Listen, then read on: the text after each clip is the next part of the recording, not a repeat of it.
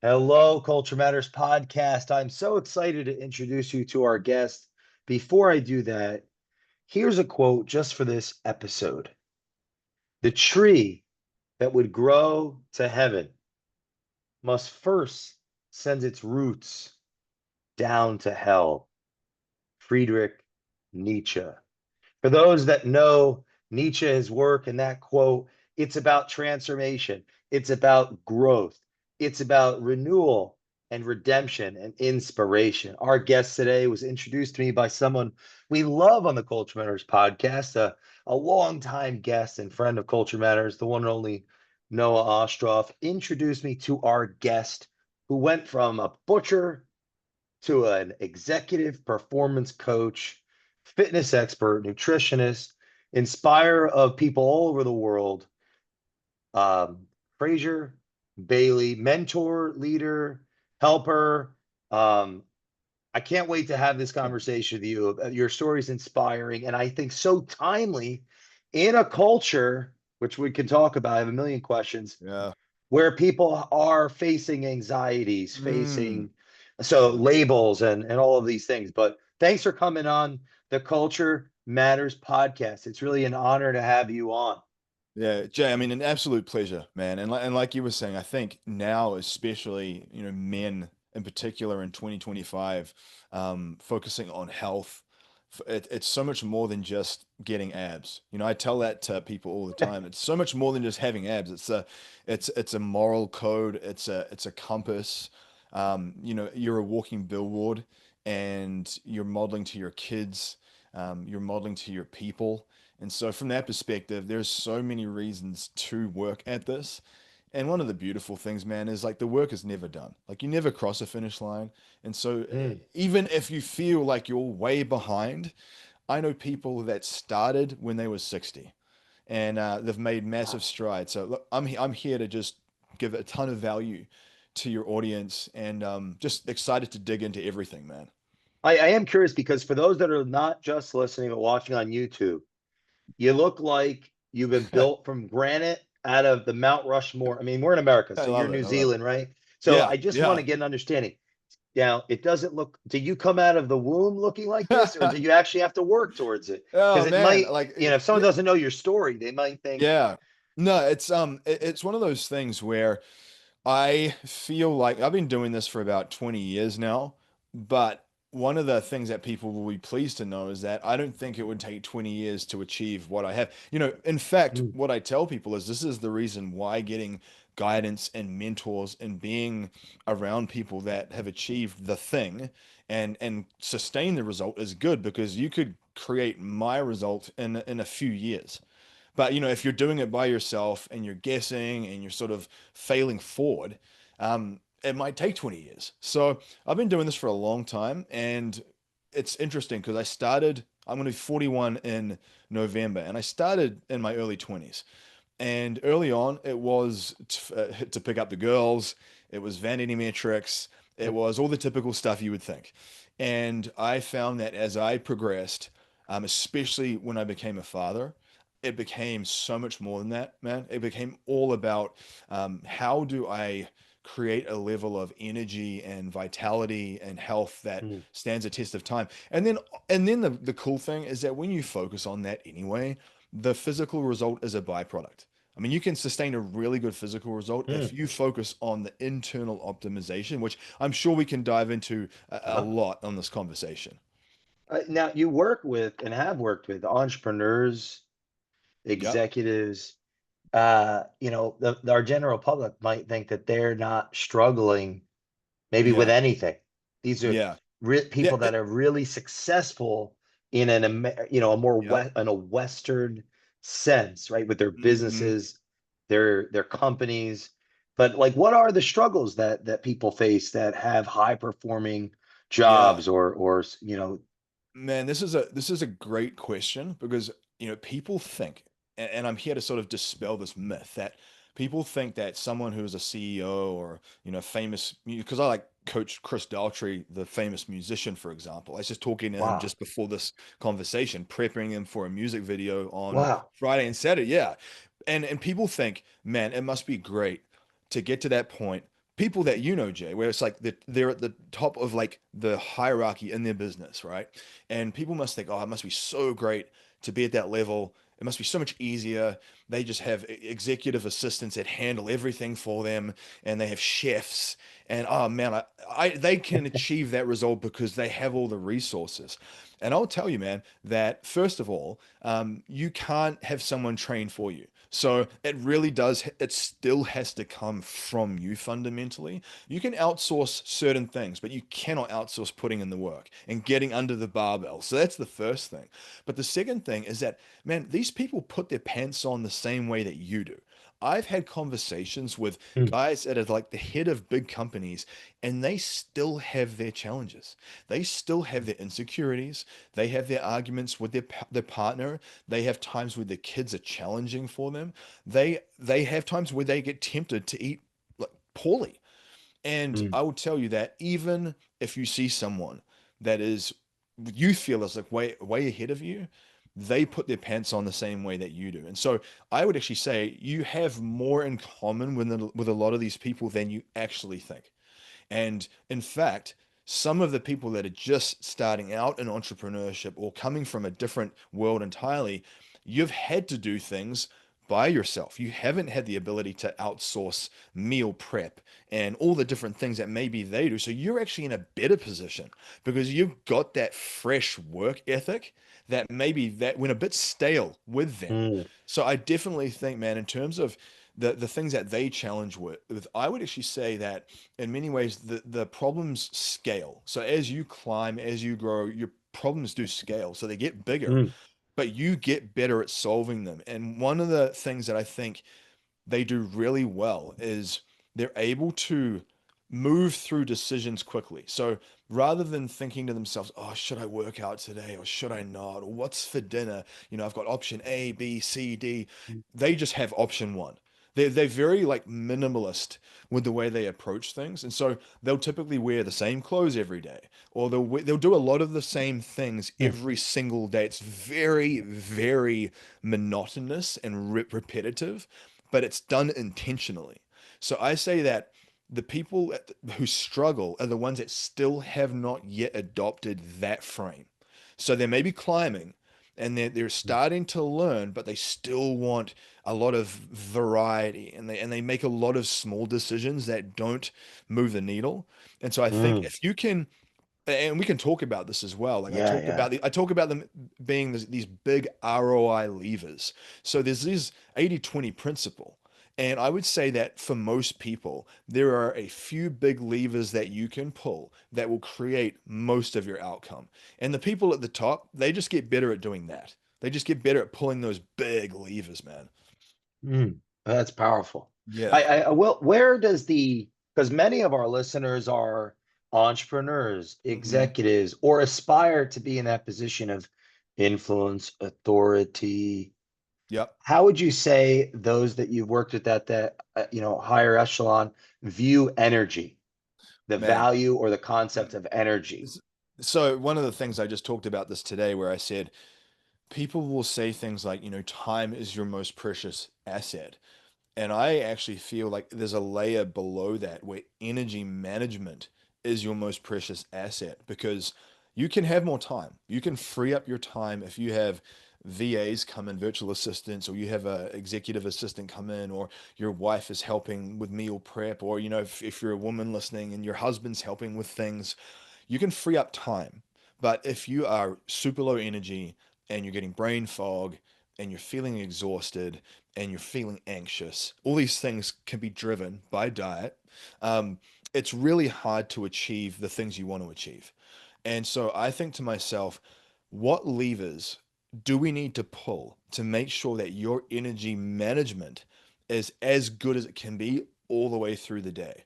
And so I almost liken it a bit like being a business athlete, where as you go through your day, look at your workflow. So look at what meetings do you have. You know, we're doing this podcast right now at 2:30. What meetings do you have through the day? Is your day front heavy or back heavy? And you essentially do pre-game. It's almost like a professional sports person. Oh, So if you're going into a meeting, if you're going into a sales conversation, if you're going into a podcast, there will be certain levers that you can pull, almost like a pre-game warm-up to get yourself geared up mentally ready to do it. And it doesn't look like taking more caffeine. It doesn't look like taking more stimulants. It doesn't look like a lot of the yeah. things people think. So people think, okay, Okay. he's talking about Adderall or Ritalin or caffeine or some type of nootropic and this, that, and the other. And I'm saying, no, man. I mean, usually what it is going to look like is you getting outside in the sunlight for 5 minutes and doing like a power walk around your property or a power walk up the street and back. Or if you have an air bike or a Peloton bike, you can pull out into your backyard and just pump it out for 5 minutes, quickly wipe yourself down. I'll do that methodically through the day. And Mm. it's like you're priming the pump. And I tell you, man, I don't take a lot of stimulants. I take a little bit of caffeine in the form of black coffee early in the morning. Oh, And wow. I've been up since like 2:30 this morning. And my energy, and I'm like that Wow. every day, every single day. And so I get a lot done through the day because I'm not hitting that post lunch window where you just crash and you're like, oh man, I'm exhausted.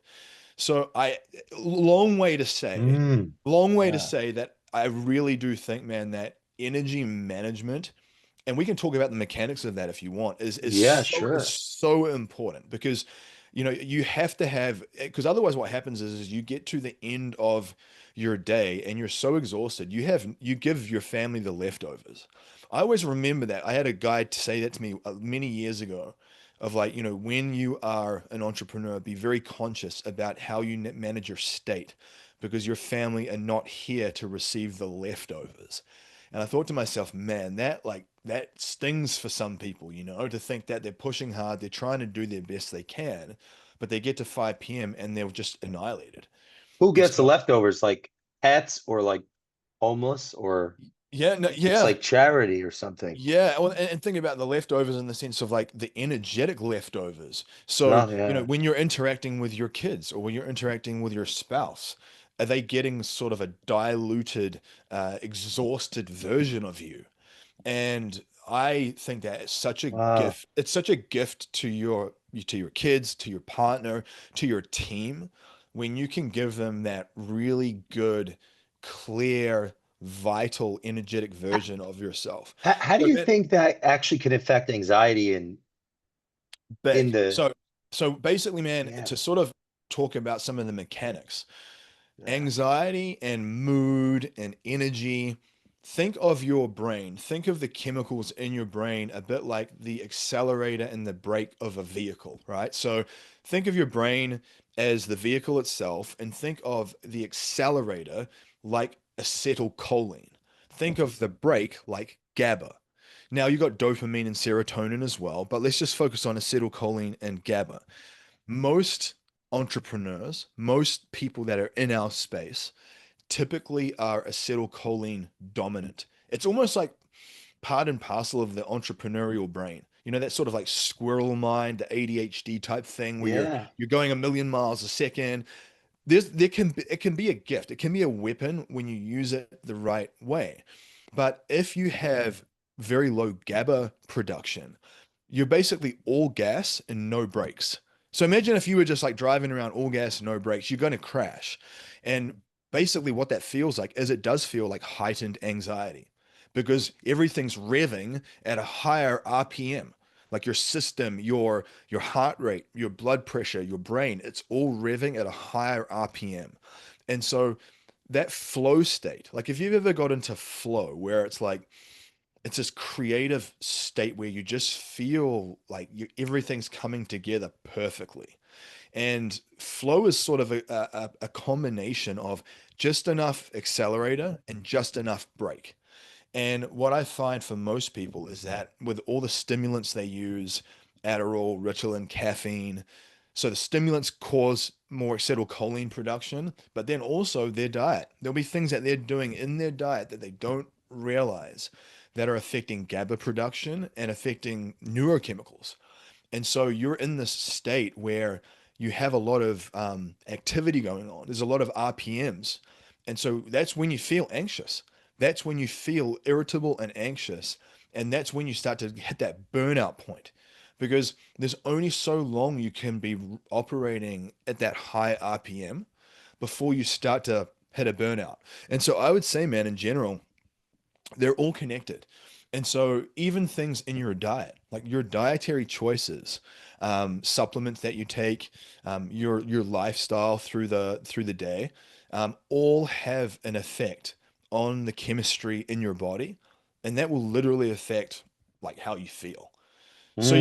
you can see, and then obviously the byproduct of all of that is you get either in better shape or you get in worse shape. So if you're thinking about, well, I want to just get in good shape, I just want to look good for when I do my next public speaking gig, I would tell you that that would be a byproduct when you focus on the internal optimization first. So does that make sense in terms of like the anxiety and the energy and stuff?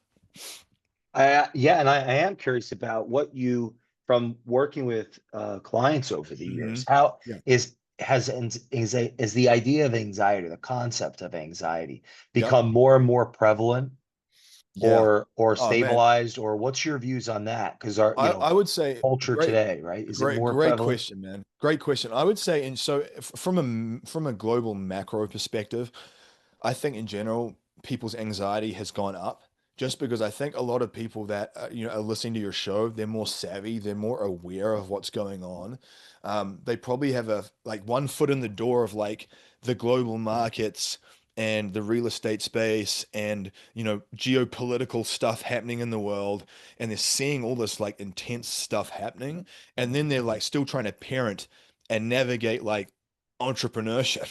And so Yeah. that is, it can be quite anxiety inducing if you see a lot of big things happening and then you don't have a lot of control over your own chemistry. So what happens is, so that's like a sort of a more global scale.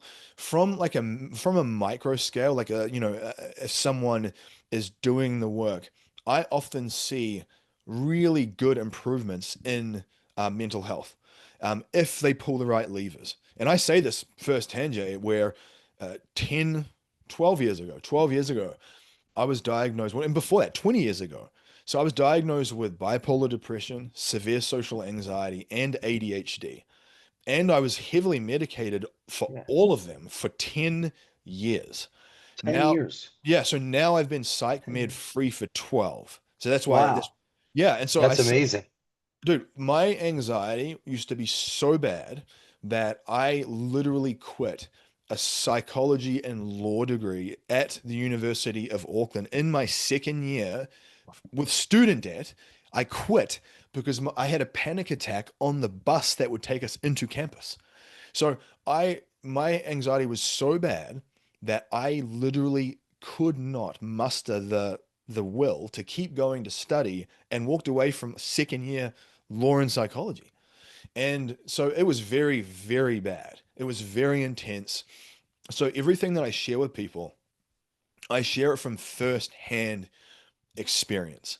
And so I think the point that I want to make with all of this is That's great. on an individual level, you can see really good improvements with anxiety, with mood, with all of these things when you do the sort of nutritional and health work that I talk about often.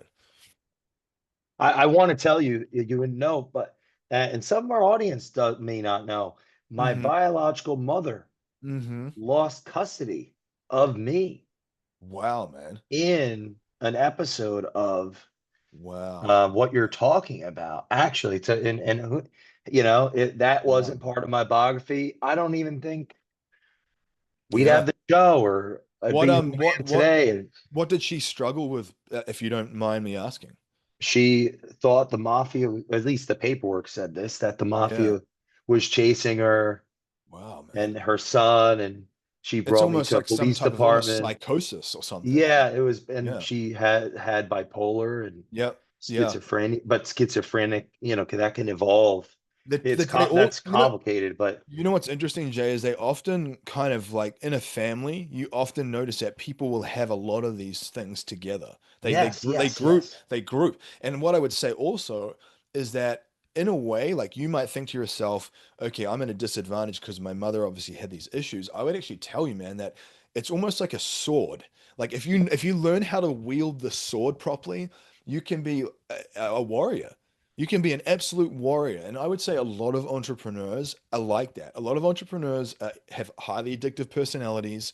They come from an addictive background. Maybe they have gone through addiction. Maybe they're navigating addiction right now. But I will tell you that there is a lot of power to it too. It's not just all bad stuff.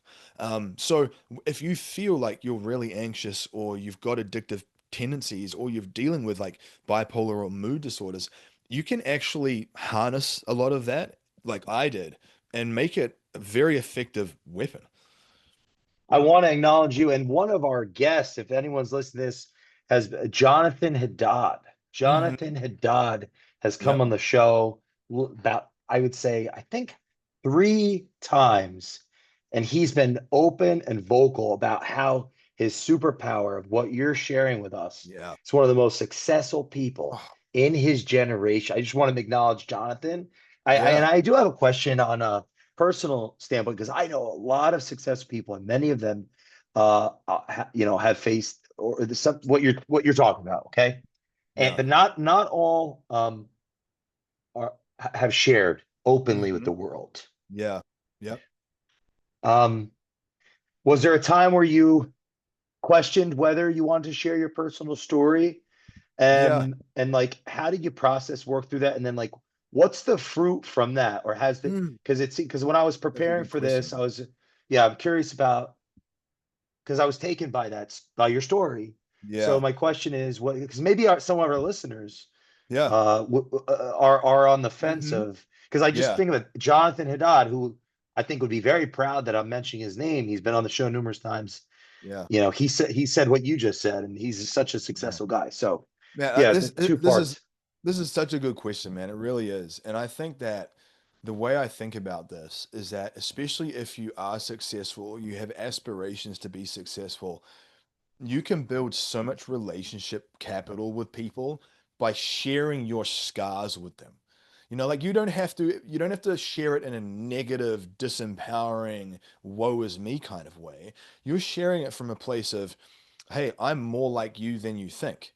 And this is where I started. In fact, I actually think a lot of the beautiful success stories are like that because they might see someone, they might see me, for example, and oh, that guy's in great shape and he knows all these things. And it's like, well, I started way, way, way down here. And I think by sharing that story, you really do sort of turn it into a level of fuel. It really does become like a fuel source for you.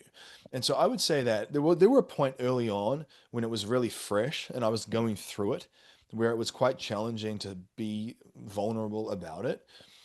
But what I found was that as I started to progress, I used that story more and more and more to help people recognize that, hey, when I'm telling you about anxiety or mood or anything around performance, energy levels, it's coming from real world first-hand Mm. experience. It's not coming from theory. It's not coming from I read this in a blog article. It's coming from real world experience. And so I really do think, man, like for your audience and listeners, I think as long as you frame it from a place where you're sharing your scars and you're thinking of like, how can I make this a useful story to educate and empower other people who maybe are going through something right now? So use it as like a source of empowerment. And I think if you do that, you can share all kinds of stuff. I mean, you can share stuff around like alcohol addiction and drugs and all sorts of things if you use it as a source of empowerment to show people, hey, look at where I am now. So I Mm. do think that I've seen a lot of the guys and girls that I've worked with that have achieved a lot. They had real problems early on. They really did. Some of them, even went to prison and stuff. And so I say this not because like you want to go do that to try and be successful, but there seems to be, That's man, there seems to be like a set of character traits with certain people that they take risk more. They may move faster through decisions. People might look at them and be like, oh, that person's impulsive. But they're just very confident with the direction they're heading. and they know what they need to say yes and no to. And Mm, then they're not willing to like play mental table tennis to get there. And so I'm kind of mm, like that. I can move through decisions very quickly because I know what I'm trying to do. And it doesn't mean that you won't make the wrong choices at times. Sometimes you will. And the way I think about it, man, is like you either win or you mm, learn. You mm, either win or you learn, as long as you frame it the right way. And so I think for when anyone who's listening, share your story more. In the day and age now of AI and everything is it's very sort of non-personal. It's all AI copy and AI emails and AI pictures and AI everything. People are going to be starving, man, for human connection and human interaction, and they're mm. going to want to know that you bleed. They're going to want to know that you've been in the trenches, and you'll be in the trenches with them. And so I would actually tell most people, if whatever brand or business you're in, by you sharing more of you, people will buy from you because they like you. That's one of the Mm. things I've realized more and more in my journey is that Wow. people have so many options at this point. What's the distinguishing factor? Obviously, skill is important, but outside of that, they buy from someone that they like. And if they don't really know you because you're keeping all your cards to your chest and you're not sharing any of your journey and any of your stories, they're going to go to the next guy who's being more vulnerable, who's as good as you, but he's had the courage to share. So, dude, Wow. absolutely, man. Wow, that's inspiring. I did want to ask earlier, how does one go from being a butcher, you're a butcher's apprentice to a Yeah. vegan? Yeah. Is that correct? Are you still vegan, Yeah. or is it only vegan on Sunday or something like No, that? You man, know? it is. You know what I like about this, man, is that it's just a good example that there's like the only constraints we have are the ones we set for ourselves. So I've been plant-based vegan for 13 years. Wow. And and we can even talk about that relating to like blood work and health and everything. One of the things that I tell people is I feel like nutrition's very individual and that everyone's a bit different. And so part of your journey is trying to find the perfect thing for you. And so I'm never coming on to tell someone, hey, you got to do exactly what I do. I'm like, hey, let's do all your labs. Let's run all your data. Let's have a look at your stuff and figure out what's going to work for you. So I just wanted to say that first. But in terms of Labs and data is a big piece of this. Okay. big, yeah, yeah. And so in terms of like that journey, man, basically when I was at school, I had such bad ADHD that I was failing miserably. At the time, I didn't know that diet played a role. I didn't know anything. I didn't know what caused it. So it was just left unchecked. And left unchecked, I was getting D's and terrible grades at school. I would look at my reports and I'm like, I am so stupid. Like I literally just, that was my story. And so when I turned 16, I was like, what is the point in me even continuing to just fail miserably? I might as well go out and get a blue collar job, make some Mm, money, and just like start living. And so I wasn't thinking big picture. And this is before the day and age of like social media. So you couldn't just go on and find out things about how to improve your concentration and mood through diet and all these things that I teach now. There was none of that. So if you didn't know someone that had done it, good luck. And so the psychiatrist didn't tell me this stuff. The psychologist didn't tell me this stuff. The general practitioners, the medical doctors didn't tell me this stuff. None of them told me any of this. So I basically just fell into butchery because I was working there as a mm, student part time. So I had a part time job and it was that path of least resistance. I was like, well, you know what? I've got a part time job. It means that I don't have to go do another job application. I'll just do this. So it was like there was no thought to it. There was no, oh, I really want to be a butcher. It was just the path of least resistance. It was the thing that felt the easiest. And that's just the truth. mm, And the challenging thing with that, man, was a lot of blue collar industries. I don't know if it's changed now, but it's like a wolf pack.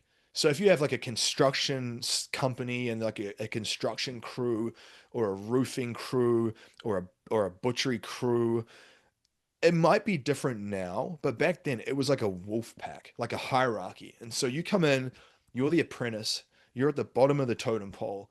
They get you to do all the really hard, brutal stuff. They pick on you. It's almost like you're in a fraternity getting hazed. It was Mm. very like there was fist fights and arguments and all. It was pretty violent industry to be in. And I got to a point where I noticed that a lot of the guys that worked there, they were alcoholics. They had drug problems. Some of them would beat their wives. I mean, this is Wow. dude, I'm meaning like these are not very good people. And I imagine being already mentally unwell and then being in that environment. So basically, I got to a point where it was like, you are your environment in a lot of ways. And so my mental health just magnified. It got so much worse to the point where I even did like an attempted overdose. Wow. It was like a disaster, dude. It was a total disaster. I was so mentally unwell. It was just not funny.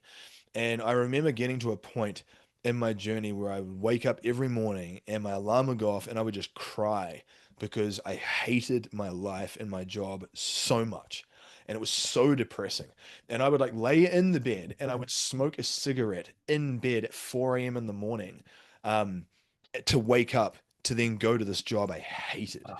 And I remember thinking to myself, if I don't change something, I'm going to take my own life in the next year. It's that bad. And so that was kind of like the sort of Wow. that was like the sort of like come to Jesus moment, I guess you could say, where I started to have this realization of something's got to change. And that's when I basically started to walk away from the old life. And so at that point, man, I started to go see a psychologist, which was very helpful. And I Is that remember, Frank? yep, Frank, yep. So I saw him for over a decade, and he That's almost amazing. became, in a way, it was like Wow. he sort of took on this like psychological performance coach vibe. So like I'd already improved my life a lot, and most people would say, oh, I mean, why do you need to go after 10 years? Like, aren't you better at that point? And my whole thing is like, imagine if you got a personal trainer that you really liked and you got really good results. Would you stop? Like, if you stop, you're just going to go back to what, like, the fat old person that you were. And so I was like, I want to keep going because this is helping me so much. And one of the things that he suggested at the time was he said, why don't you try going to the gym and work out? Because you've got all this like anxiety, all this pent up tension and aggression. Maybe working out will help discharge some of that. And at the time, man, this is before YouTube, really. YouTube was in its infancy. So there wasn't a lot of YouTubers blogging about the health benefits of working out. I thought it was like a vanity thing. I thought working out was for bodybuilders and people that wanted to run marathons, and Mm. it's just a vanity thing. I did not have any idea that working out was like an energetic discharge and you can actually optimize your brain chemistry and your health and like stabilize your mood by training. And so what happened was when I started to get into that, it's almost like um I do what I gave myself what I call a lifectomy, where it got to the point where I started training in the mornings. I started training in the mornings and I noticed that a lot of the guys that I started to befriend, they were about 10, 20 years older than me. So they were sort of business owners, they had kids, they were married, they had their life together, right? And I was this young guy that's just come out of like a lot of chaos. And I was single and I was just looking for stability. And it's almost like they could see the potential in me, I guess. And so they started to sort of take me under their wing. And at the time, this was not conscious. I was not like, oh, I'm gonna get around these professionals, and I'm gonna be sort of networking. All I know is that it felt good. I noticed that my mood would be better. I felt more in control, and so they would train in every morning between 6 and 7 a.m. And what I found was that because I wanted to train with them in the morning, I didn't have the energy to stay up all night and drink. I noticed that when I would do that, I'd sleep in and I'd miss the workouts with them. And I actually started to miss that more. So I was like, oh man. And then it started to really bug me. And then I really started to feel like I'm not enjoying this nightlife anymore. And so what happened was is I just gave myself this lifectomy where I got a little dog and I basically just removed all the old friends from my existence. And I just went into full monk mode. And all I did for like 3 years was train, watch National Geographic and Discovery Channel on TV, hang out with my dog, and spend time with my family, and just cut ties with everyone.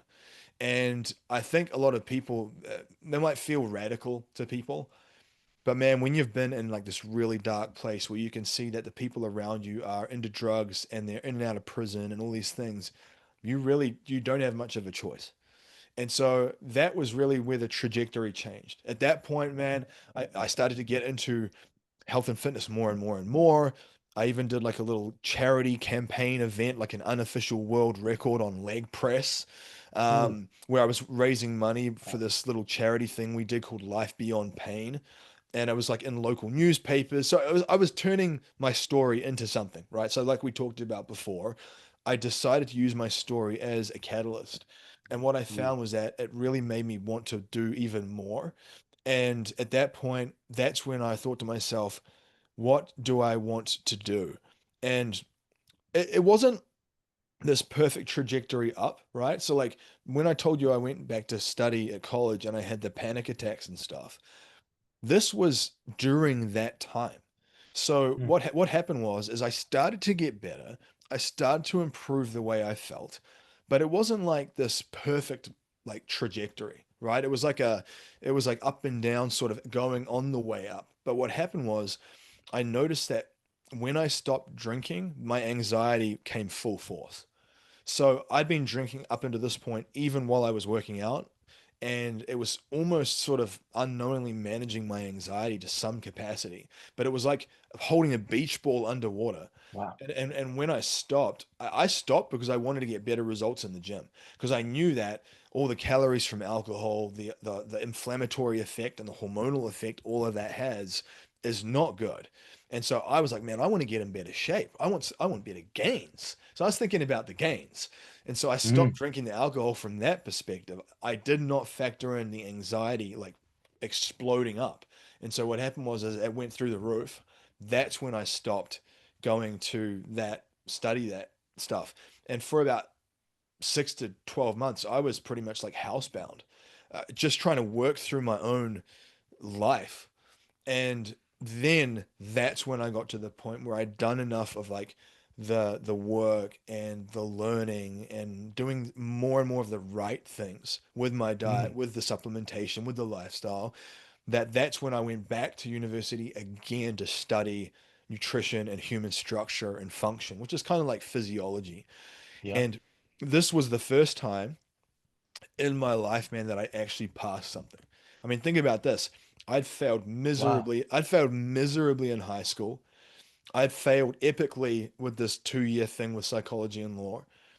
I got out of it for about 6 to 12 months thinking I was a loser, thinking, man, I failed 2 times in a row. What's the point? But then that last attempt with the health stuff, because I thought to myself, this is something I just grow into love. Like it's saving my life. I can see the value in this. I've got to do this. And so I did that degree and I passed.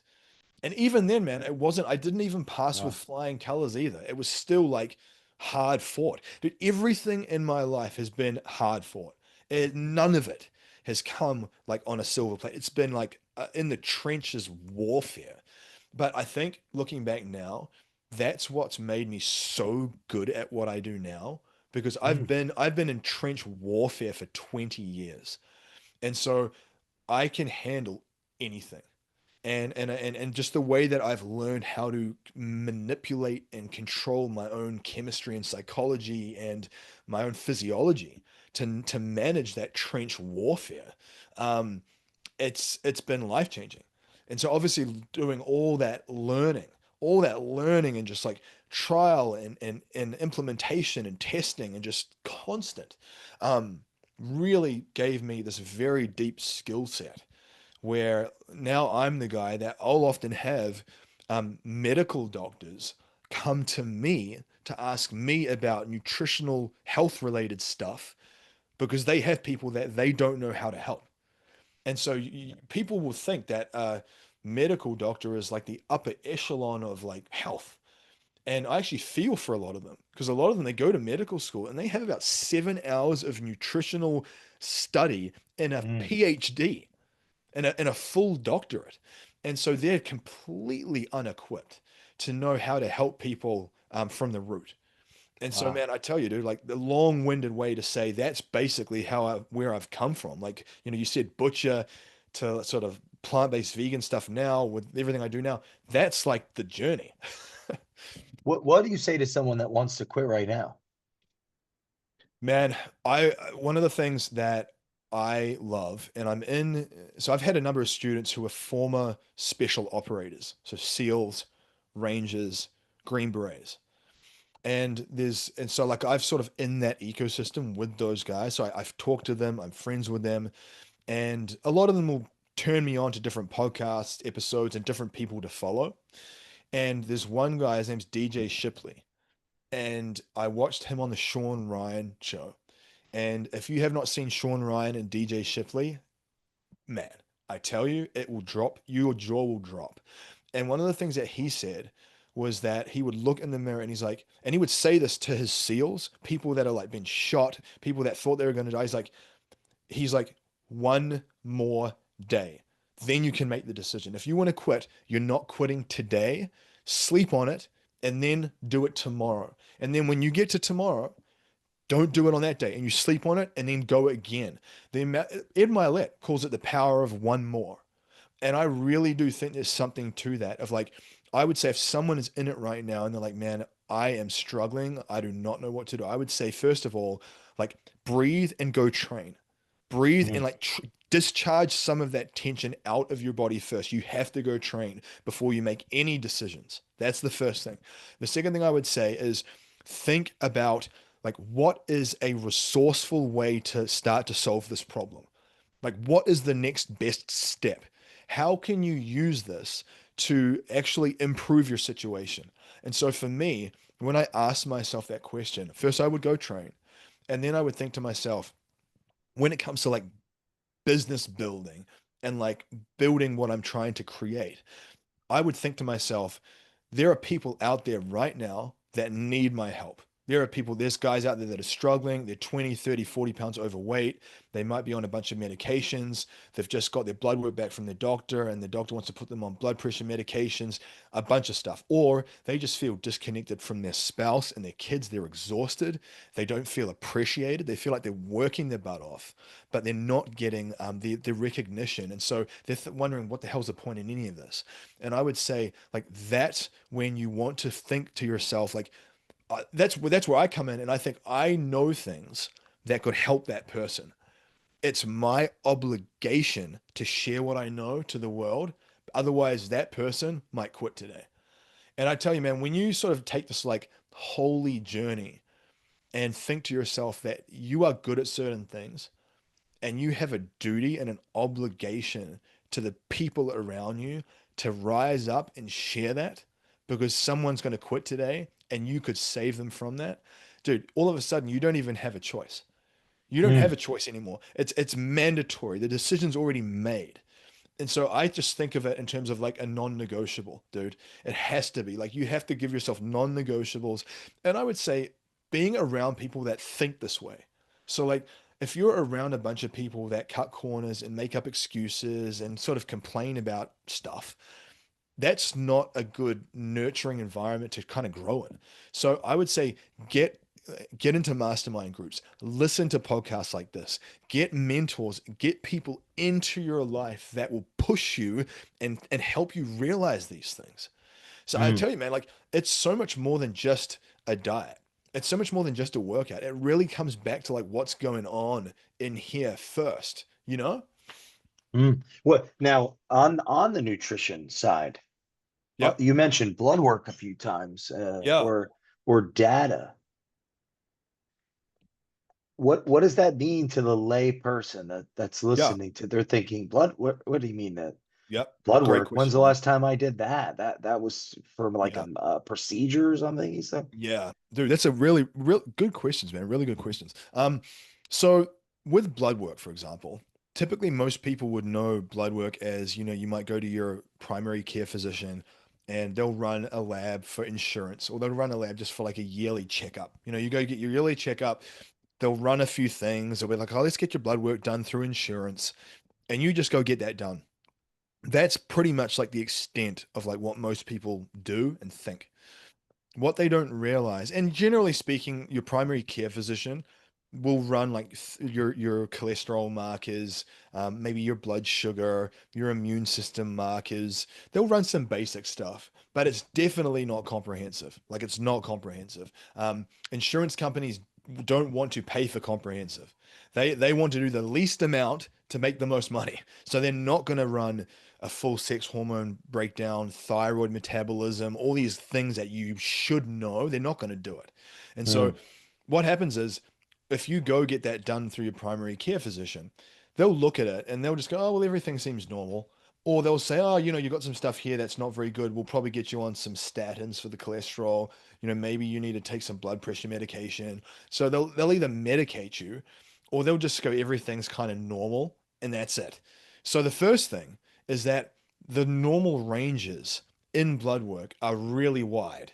So, for example, testosterone is 300 to 1,000. You might be 350. That's very low. Like, you will feel not good down that far, but you're in normal ranges. And so they'll just be like, oh, you're normal. Now, if they do think that you're not normal, they'll usually just try to give you like a medication. So very often what they'll say for the guys is they'll go, oh, well, we'll just give you some testosterone replacement therapy. And they might even like not even dose you properly. So you will then start to have a bunch of side effects. So what happens with a lot of guys is their testosterone's low. The doctor doesn't actually run more comprehensive lab panels to determine why it's low. So I would be running vitamin D and sex hormone binding globulin and estrogen and total and free testosterone and all these other markers, DHEA and pregnenolone, all these other markers that will give you an indication of why is your testosterone low, like what's causing it. And they won't talk to you about lifestyle. They won't talk to you about your diet because they don't know any of these things.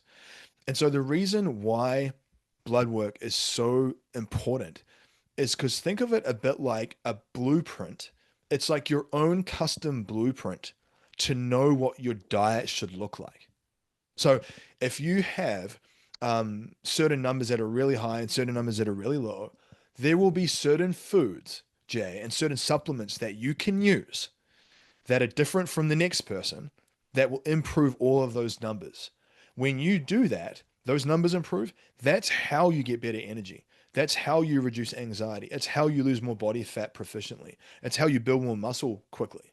So everything improves and everything becomes more optimized because you're truly healthy.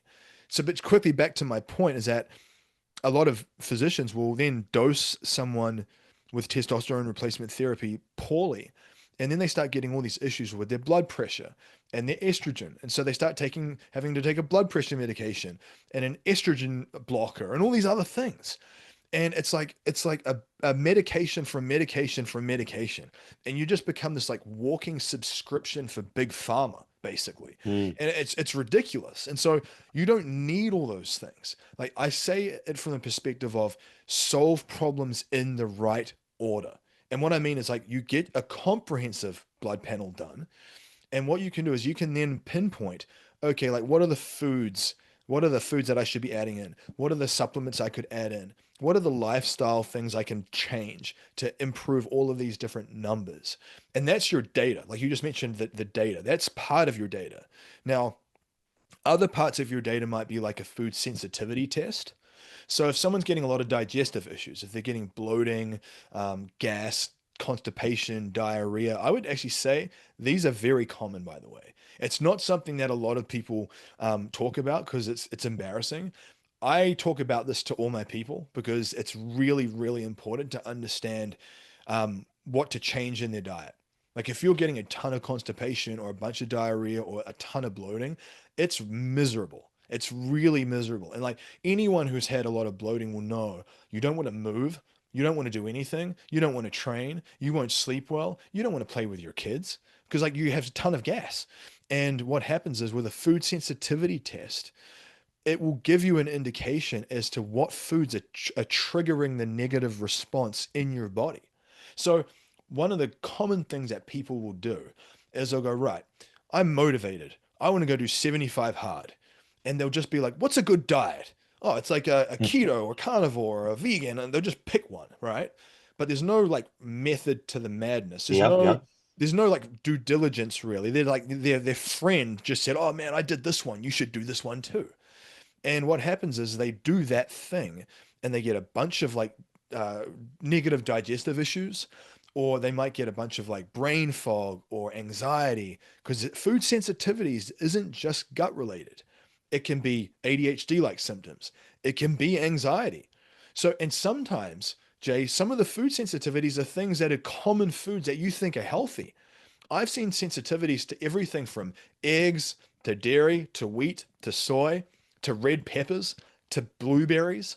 So if you know that you have certain sensitivities, you can kind of manipulate your diet, remove those for a little while, allow the inflammation to come down, and then you kind of reintroduce them strategically. And in that way, you can tolerate them again. It's not like an allergy where you can never have the thing ever again, but you've got to have a plan. And so I say all of this because all that data, all that information, Jay, is like your code. It's your blueprint. And so then when you get that information, I can look at someone, I can look at their progress pictures, and then I can look at their data, and I can intuitively know exactly the types of foods and supplements and things they should be doing every day to improve all of that stuff, everything, without a bunch of medications. So Mm. I think sometimes there's a time and place for certain medications, but for most people, it's just not warranted. And it's especially not warranted if you haven't solved problems in the right order, meaning get a full comprehensive blood panel done first, get a food sensitivity test done, then start with your diet and engineer that first. See how you go with that. And then if you still need to troubleshoot things, then add in some supplementation. Then, if you still have to troubleshoot things, that's when you might want to look at some type of medication for certain things. But for most people, I don't think most people need blood pressure medications or cholesterol medications or a lot of stuff. I think a lot of it is driven by diet and a lot of and I've seen firsthand. You know, one of the things with my plant-based diet protocols that I use for myself personally was that I had a lot of my physiology is very sensitive. So I was when I say sensitive, I mean even at 30 years old, my cholesterol was high, my sugar levels were high. I was kind of in shape, but the blood work wasn't good. And so I kind of looked like a fitness guy, but my blood glucose levels were high, my cholesterol was high, my testosterone was low, my thyroid was low. And what happened? What does that even mean? So I got in shape kind of, but I was exhausted all the time. I mean, my wife will attest to this. I had to take a nap every day. Every day between like 1 and 3 p.m., I would have to take a nap just to make it through to dinner time. It was mandatory. And I remember the stories. I'd be like, someone would be like, "Hey man, can we get on a call, like a sales call or a coaching call?" And I'm like, "Oh look, man, I've got an appointment. I've got another meeting." And the meeting was with my pillow. So and Wow. and I share that to Yeah, make that's fun good. of myself, but I share that because I would imagine there are a number of people who probably do that and they're embarrassed and they're frustrated and does not have to be that way. And so when I did some of the plant-based stuff for me, all those biomarkers improved, and as a byproduct of that, energy, mood, everything improved. Now I will say I've coached a range of people and I've seen people achieve really good results with like multiple different dietary protocols. So I've seen people like not feel very good with a vegan diet. You know, they got a lot of bloating, a lot of digestive issues. It was like really uncomfortable for them. And in that sense, we had to do something else. So I have seen people do all the different things. And so what the way that I think about this, Jay, is like my approach to stuff is very non-dogmatic. Like I don't have a sort of set agenda. I don't have a set favorite. My whole thing is like, show me what the data is saying. What is your data saying? And what is your biofeedback saying? So biofeedback is everything we've just been talking about. It is digestive response, so bloating and gas. It is skin, like if you're getting rashes and pimples. It is libido. It's your sleep quality if you're waking up a bunch. It is water retention. So if your like wedding ring doesn't fit one day, or like you're feeling really puffy and you're holding a lot of water retention in your face, that's that's biofeedback. And basically, your body's trying to communicate to you. Your body's trying to say, hey, estrogen is really high, or homocysteine is really high, or uric acid is really high. And it's probably high because of these foods and these things you're doing, and it's causing a massive inflammatory response. And you're looking like the Michelin man because you're all swollen and backed up lymphatically. And so I tell people, all the time, man. It's like the biofeedback will tell you a lot.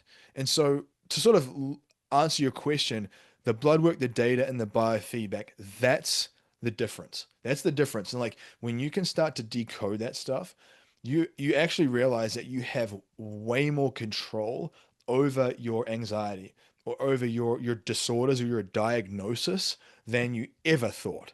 I mean, in many cases, you can eliminate a diagnosis. Often, I've seen it often. I've seen people go from having high cholesterol that runs in the family, high blood pressure, bipolar, severe social anxiety, ADHD is a really common one. And I think that ADHD is like unmanaged blood glucose levels, and most people are really insulin resistant. And Mm. so they're getting a ton of brain fog from all the blood glucose spikes that is happening in their body. And so they Huh. think they need Ritalin or Adderall, and what happens is they're not even actually addressing the root. And so now they're adding a stimulant to it. And so now not only are they still getting the spikes and the issues, but now they're like revving on stimulants too. So it's one of those things, man, where solving problems in the right order, it's such a useful way to think about health, you know? I okay, so I want to use an analogy. It Yeah. seems to be a combination of blood work and let's say blood work. Yep. Would that be akin to if you have a business, you need a Hmm. profit and loss and a balance sheet? Yep. Yeah. Yeah. So basically, if you're looking at, it would be like, I'm trying to think of like how to explain it in detail. It would be like if, let's say, you were going to build a house and you had you it would be like having a good floor plan, having a good blueprint. Like if you go to build the house, but you do it like you're just eyeballing it and you're not using a good blueprint and a floor plan, that would be like what most people do with their diet. They just kind of eyeball it, they just kind of wing it, they just kind of guess, and they And just then the kind of pray. bathroom is in the front doorway. It did, and like the doors are on the wrong way, and you know the plumbing's all wrong, and the electric's wired the wrong way, and so they're like, oh, what's going on? And the thing is that they didn't get the right blueprint at the front end, and so because they just wanted to like rush it and do it quickly, they're like, I just want to get Mm. in and do this. And I would say that you can take these analogies, man, and apply them to business completely. So, you know, you think about it from a perspective of like ROI. So, you know, if you're thinking about in business and you're trying to think, okay, I have some capital, where do I allocate this to get the best ROI on my money, right? And in many ways, um, you can manipulate the ROI of a workout. So certain exercises will have a better ROI on your goal than others.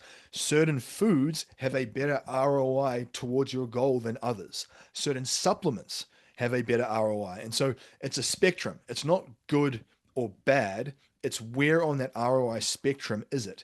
And so what I've found is that you know, one of the core principles that I live by is this macro bowl, the superhuman macro bowl formula that I have. And I want to share this with your audience because this is a nice tactic. So for lunches and dinner meals, I often share my meals, and they're these macro bowls. And a macro bowl is like a poke bowl. It's basically like you've got your protein, you've got your starch, and you've got like your different colored vegetables, and then you typically might add some type of condiment on top, or you maybe add some whole food fats. So, for example, you might have like chicken or salmon or tofu or something, and then you might have sweet potato with a bit of avocado, and then you might have microgreens, red peppers, carrots, and then you might use a condiment like G Hughes barbecue sauce, like the 0 calorie one.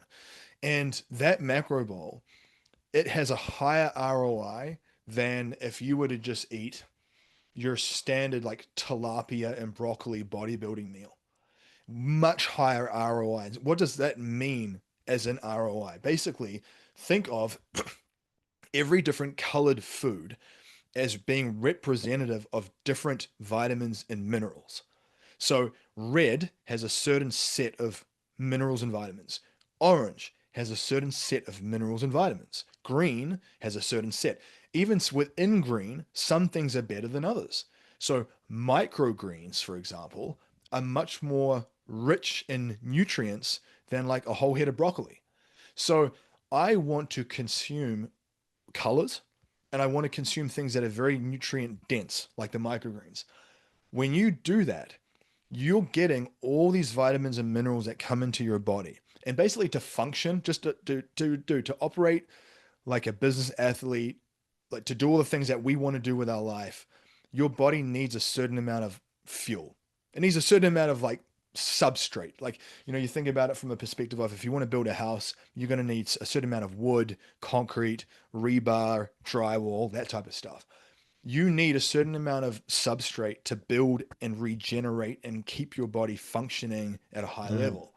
And if you're just eating a very mono sort of cultural diet, or it's very singular, or it's your typical sort of bodybuilding style, it's very myopic. And what happens is you end up missing a lot of different vitamins and minerals and polyphenols and antioxidants. And that's when you feel like crap. So you'll often hear people mention as they diet down and they lose weight, sometimes they feel worse. They feel like, oh, have you ever heard that? Like people say, oh, I got really lean, but I was really tired all the time. I was at the Yeah, end of 75. I was at the end of 75 hard and I lost 20 pounds, but I was just tired all the time. That's why, because they're doing low ROI plays. They're not doing the things that have all the phytonutrients and all the vitamins and minerals. But when you check off those requirements in your body, the craving signal turns off. The hunger signal turns off. Your energy goes up. Most people think that cravings are something that they just have to live with. I don't get cravings. Zero. Zero cravings. And I know that's hard for people to understand. People think, you've got to be kidding me. Don't you just crave like pizza sometimes? Surely you must crave some cookies or something. I'm here to tell you, man, that when you hit all your requirements with your diet and you're getting everything that you need, your hunger signal goes way down. It goes way down. And then it's really easy to that makes stay. sense. Yeah, because you're getting everything that you need.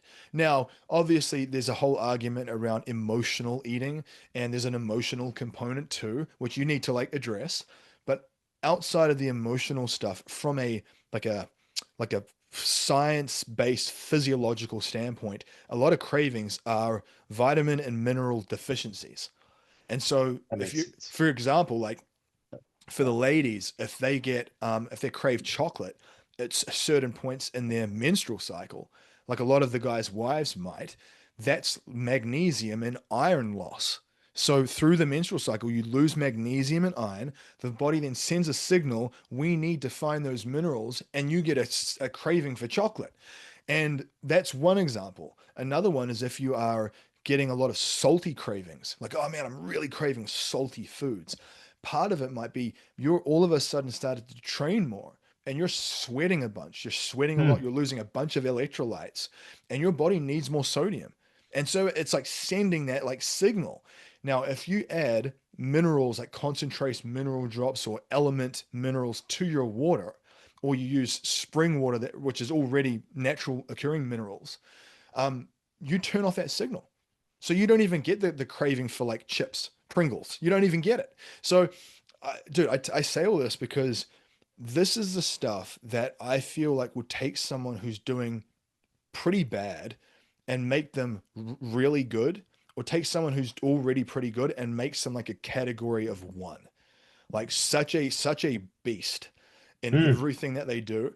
And I tell people like I have so much energy at this point that my biggest constraint is just my ability to scale myself. Like, so like I can only have so many one-on-one conversations with people outside of like building a brand, scaling the brand by having courses and programs and using AI and all these things, because I have too much energy and not enough like of me. So I have a scaling problem, you know? Um, and most people, It's it's like the great. opposite. It's the opposite, man. Most people, they have an energy problem, and it's like their bottleneck. It's their constraint.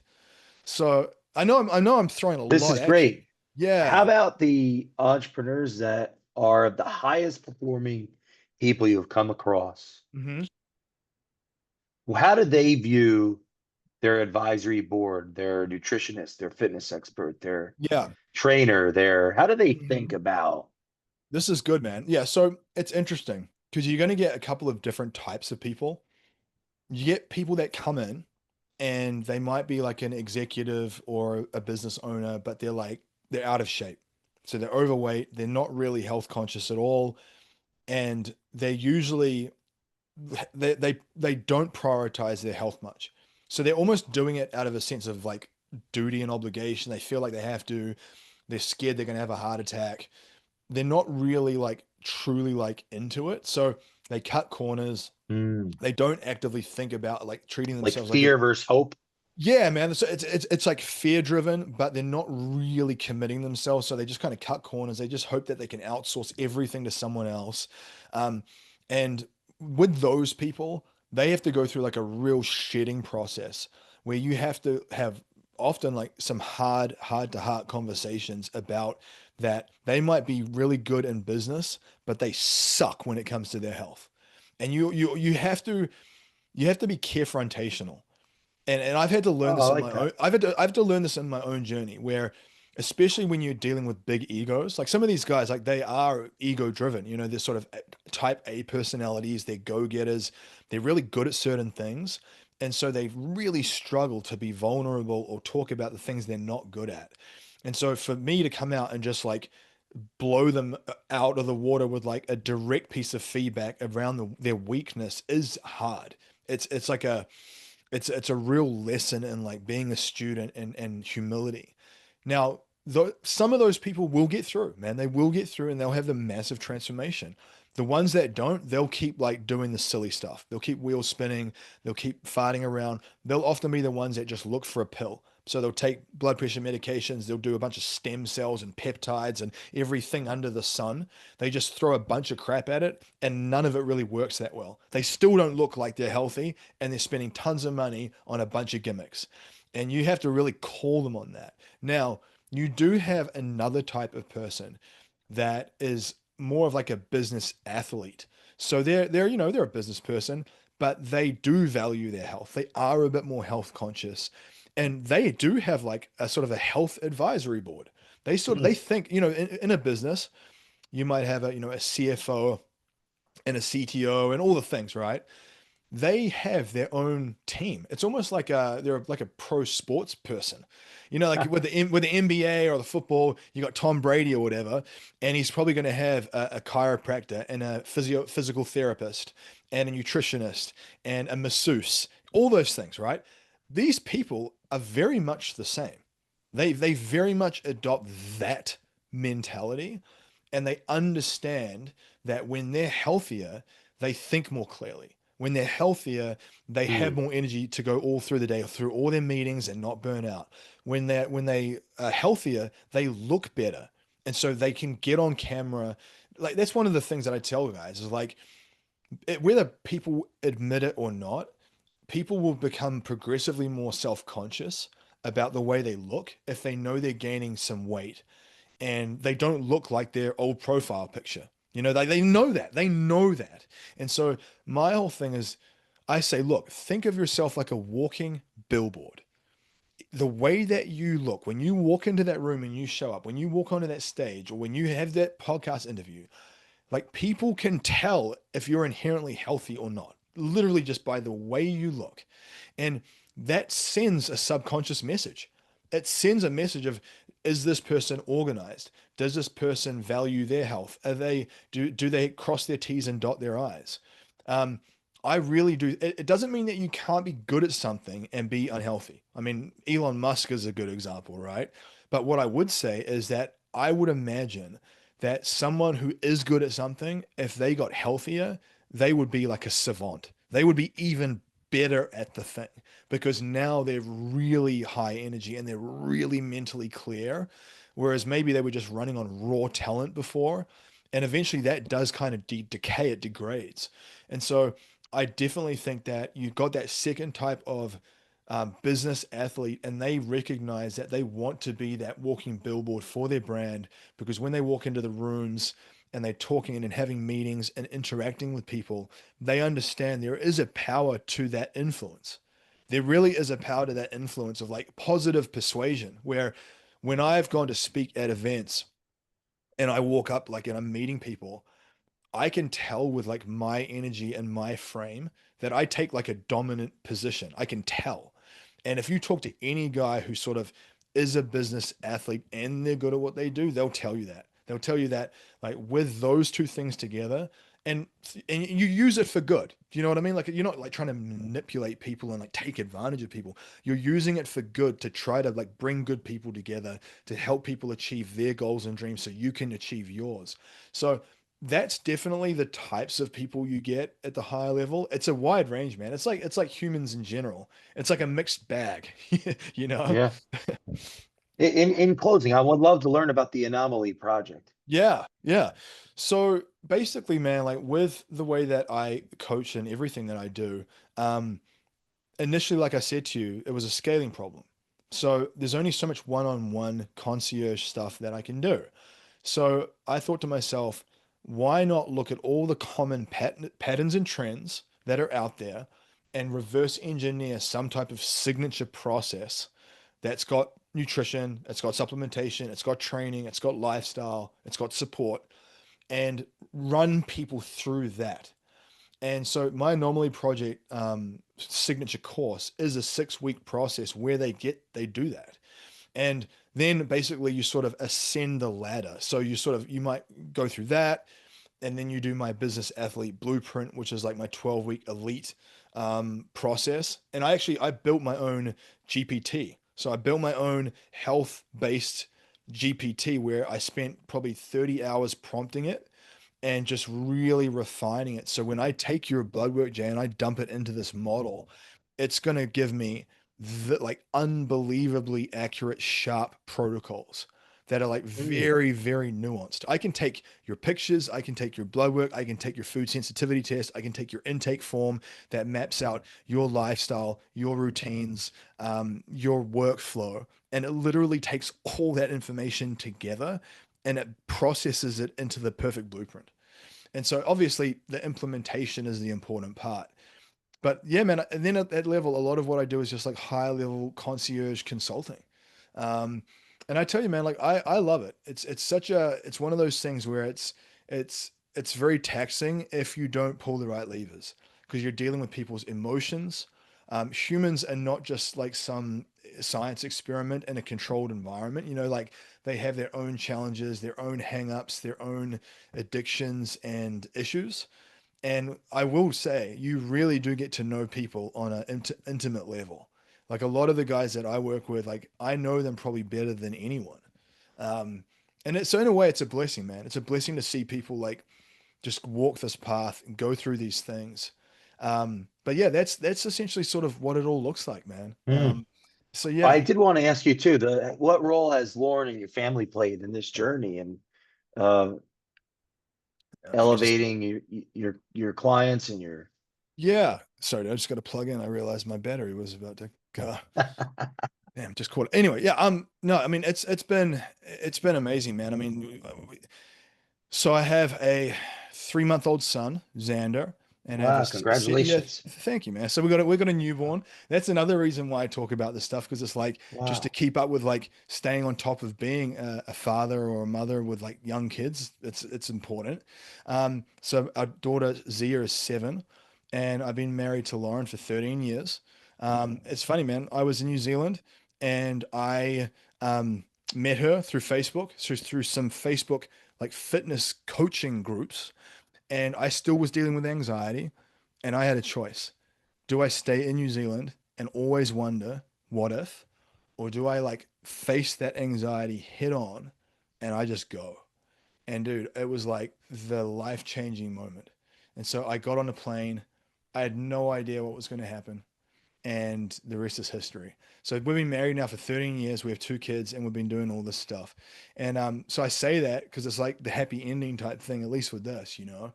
And I would say, man, like the role that Lauren plays is really, really important. So, we've talked a lot of business stuff, a lot of performance stuff, but I feel like the mother's role raising children, especially because we homeschool too. So we homeschool. I feel like her role is everything. So what I try and do is I try to give myself so much bandwidth and so much energy that like I can help make her meals. So she can just focus on like just giving the kids like all the right stuff, all the right lessons, all the right learning. And so we work as a really good team. Like we sort of tag team things. And she's an entrepreneur like me. She has that sort of tendency to want to build, and so she has a bigger sort of vision stuff. And I'm very good on the sort of in the trenches on the day to day stuff. And so I am thankful, man, that like we are in a way, there's like a sort of a yin and yang. We are very different. She's a lot more intuitive. She's sort of more like a yoga, intuitive, goes with the flow. I'm a lot more sort of like military time, like SWAT team, like in and out, like intense. So it's a strange sort of like mixture, but it seems to work. And I think there's probably a lot of people out there can kind of attest to that working. Yeah, I love it. Thank you, man. We're Fraser, we're gonna have to have you back. This has been Yeah, so informative and I love helpful. that, And I man. could say that I can attest as someone that um has pursued these paths personally and had the privilege of working with entrepreneurs that Yeah. have the Fraser Bayley in Mm, their yeah. suite of advisors. Hmm. These are the highest performing people, Yeah. and their And cultures, their company cultures, their businesses can really, they do thrive, and yeah, it's yeah, exceptional. If you want to man. just take us out, yeah, what are your Yeah. final thoughts? Man, I love that. And even if you get some questions from your audience and we come back and do a round two and we Yes. answer some questions and we talk, maybe we go into some of the mechanics of training and supplementation or blood work on a more mechanistic level, so like they can listen to that and then go away and actually do certain things, because I mean, it's a lot, man. It's overwhelming. I forget sometimes I've been doing this for 20 years. So to me, this is just like common knowledge. And I think to most people, they hear all this stuff and it's like drinking from a fire hose. And so I just want to say, if you felt that way, that's okay. It's okay to feel that way. You're never going to cross a finish line. I would just say, take anything that you heard us talk about today between me and Jay and just go implement one thing. If you go and implement one thing from this whole conversation, that to me is a win. And obviously, if you can go and implement more than one thing, so if you take a Mm. list and you have 10 things we just talked about, and every week you implement one new thing, by the end of the year, you've got 10 new habits into the rotation. That's massive. That's huge. So I just wanted to say, like, from a tactical standpoint, like I always tell my students, go make this real. Like, make it real world application. So don't just listen to the theory, listen to the concepts, and like just go on about your day. Go take it and go implement something. And that would be my closing statements, man. If you're listening to this, people can follow you on Instagram. Yep. What's your IG? Yeah, so it's Fraser Bayley, FraserBayley, and it's the same. It's just at Fraser Bayley, and then it's the same on Facebook. If you just search FraserBayley on Facebook, you'll see me there as well. I'd recommend you listen to this a couple times. Please share this with a friend. Leave us a review on the Culture Matters podcast, and we will see you next time. I'm excited for part two. Thank you, brother, for Thank having you me. again. Thank you, brother.